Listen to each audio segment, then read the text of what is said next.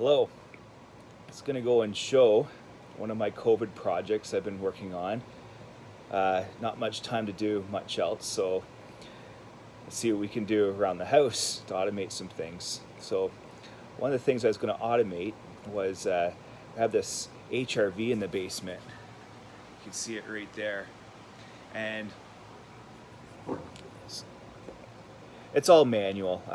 You got to hit a button to turn it on. If you have a shower, you're supposed to turn it on to get rid of the humidity. In the winter time, you turn it on, and it's supposed to help control the humidity in the house. Since these new houses here have a pretty good sealed construction. So one of the things I wanted to try to do with this is to automatically control it depending on things that are happening inside the house, whether it's air quality, humidity, or automatically detect if somebody's taking a shower and turn it on then. So I was able to do all this, and I'm going to just walk through all the steps that I had to take to do that. Okay, first, just had to get a few different sensors. I got one here. It's an Aquarius sensor. It runs off a Zigbee radio. I had to get a special Zigbee sensor because I didn't really want to use Aquarius hubs and sign up for an account or any of that silly stuff. So it's going to show the receiver. Have a few of these sensors in the house to monitor outdoor temperature and humidity and indoor temperature and humidity. Next thing I have is a particulate matter sensor, and it's in the other room. I'll make a little separate video for that one. But what it does is it runs off a couple of these little tiny Wi-Fi boards here.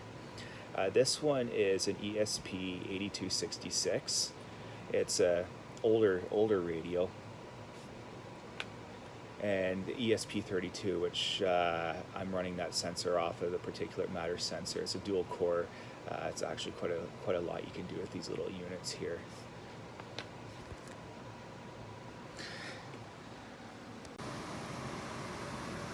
So here's the HRV I have, a life breath unit. It has some pretty old controls upstairs. There's a control to turn on and off, and also a control, you press it and it'll stay on for about 20 minutes. So first thing I did was I wired this thing in so I can automatically control when it actually turns on and off. And here is that Zigbee board. It's a specialized Zigbee board, custom firmware on there, so I don't need any hubs, manufacturer-specific hubs to run any of these Zigbee devices. It will go and receive the Zigbee signal and transfer that into something that Raspberry Pi can read. So here's that particulate matter sensor. It monitors 2.5 p.m. and 10 p.m. It's just sitting down here in the basement, and it's plugged into one of those Node MCU boards. Looks like it's the older style. But what it does is it goes and generates a reading, and it sends it to this board here, and it sends it over to Wi-Fi to that Raspberry Pi. What you see on the screen here is Home Assistant. Home Assistant's a free open source software package that does a really nice job at bringing all your sensors and devices all together. What's also nice about it is that it can expose everything you see here to Apple HomeKit, and you can use, for example, Siri to control anything you see. What we're interested though in is controlling this HRV, this heat recovery ventilator, automatically. So we're interested in a few different things in this indoor climate card. That particulate matter sensor, we can see in here its values. It's reporting to Home Assistant in that Raspberry Pi. That temperature sensor and the humidity from that Zigbee radio.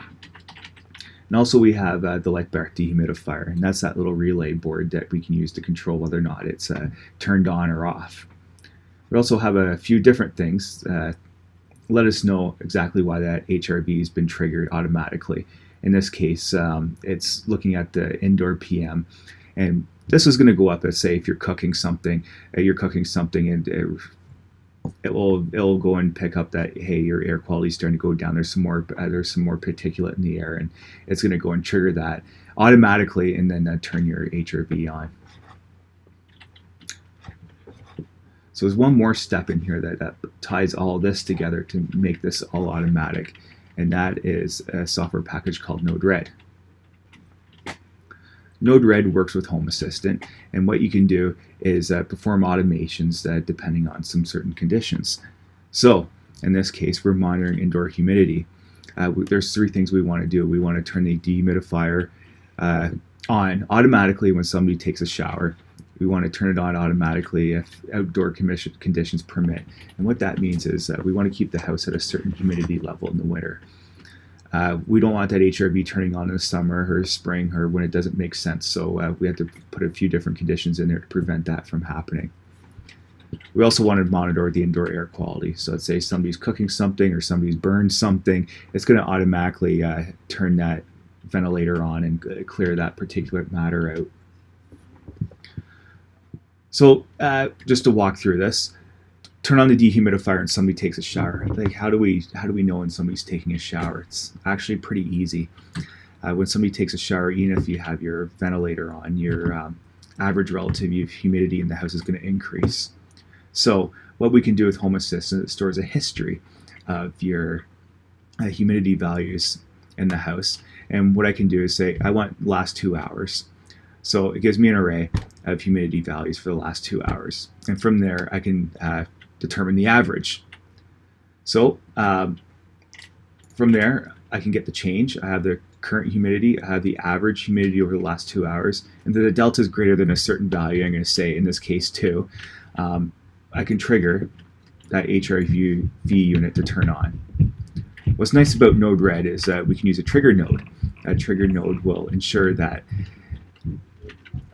you don't, it's not going to switch that HRV on and off really quickly. It's going to turn on, it's going to stay on for 20 minutes, and then it's going to shut off. Or else if the conditions aren't quite right, it's going to go in here, re-trigger it, but it's just going to add another 20 minutes to the trigger.